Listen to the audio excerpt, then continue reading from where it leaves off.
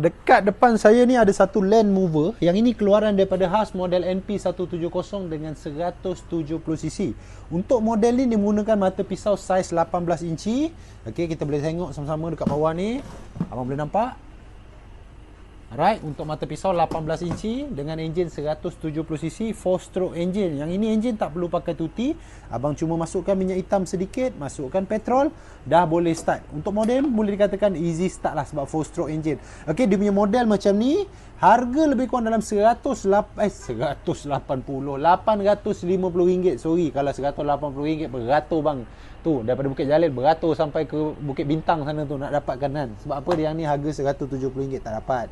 Yang ini harga dia 850 ringgit dengan 170cc. Itu yang betul. Bukan 850cc harga 170 ringgit, bukan. Alright, untuk dia punya bentuk macam ni, dekat belakang dapat sekali dia punya tos sampah. Tos sampah dia easy, abang tinggal masukkan, lepas tu klip. Tos sampah dia macam ni. Untuk saiz kapasiti tos sampah dia tak adalah terlalu besar, tapi untuk abang buat kerja ada jenis yang tak nak pakai lah, jenis biar je rumput berterabur, ada jenis yang pakai tos sampah. Alright, kalau berminat untuk abang dapatkan model macam ni, abang boleh datang dekat mana-mana cawangan mana yang berdekatan dengan abang, ataupun abang boleh komen dekat bawah abang nak beli dekat mana. COD pun boleh dalam KL Selangor, tak ada masalah. Harga 850. Kita jumpa lagi untuk next video. Assalamualaikum.